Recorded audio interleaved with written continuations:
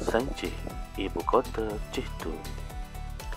Catatan Swishu ini jelas menggambarkan bahawa Chihtu adalah sebuah kerajaan yang besar dan mewah dengan binaan yang hebat dan mengkagumkan. Pusat pentadbirannya sahaja mempunyai 3 lapis pintu gerbang dengan setiap satu pintu tersebut adalah 100 langkah, manakala pada tiap-tiap pintu gerbang dihiasi dengan ukiran patung dewa dan dewi, bodhisattva dan lain-lain tokoh. Keluarga raja bernama Chutan Gautama dan nama badannya adalah Li Fu Tose, Sri Bodhisattva.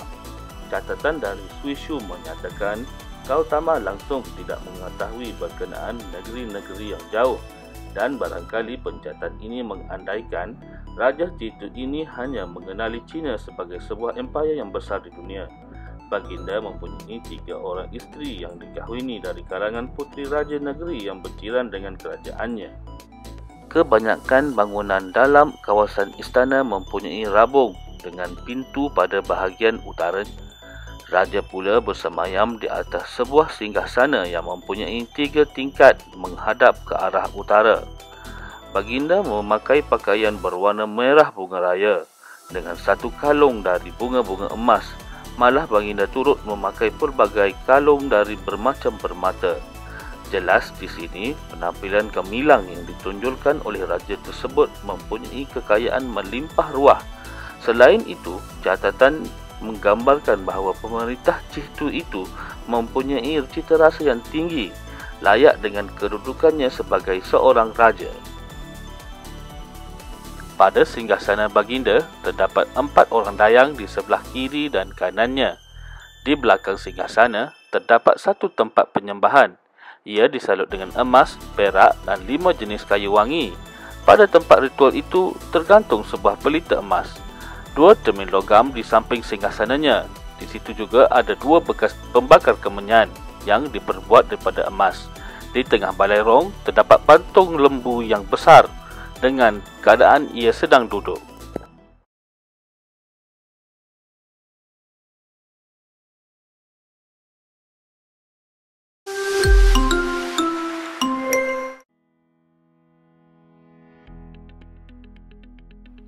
Tanah Kala Sejarah Negeri Kelantan ditulis sepanjang tahun 2016 dan ia berjaya diterbitkan pada tahun 2017. Pada tahun 2019, ia diulang cetak buat kali kedua. Edisi kedua ini adalah cetakan lengkap berbanding cetakan pertama dahulu. Buku ini membicarakan tentang kekaburan dalam sejarah Kelantan. Ia juga cuba mengisi kelompongan atau juga melengkapkan puzzle yang berkait dengan sejarah Kelantan.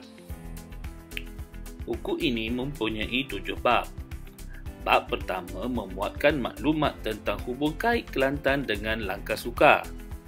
Bab kedua membawa kita memahami hubungan Kelantan dengan Sriwijaya.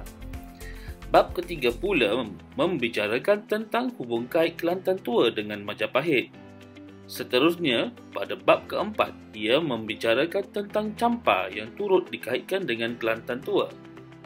Melaka juga mempunyai pertalian khusus dengan Kelantan dan huraiannya mendapat tempat dalam bab 5. Bab 6 adalah bab yang paling kritikal. Ia membicarakan tentang hubungan Kelantan dengan Siam.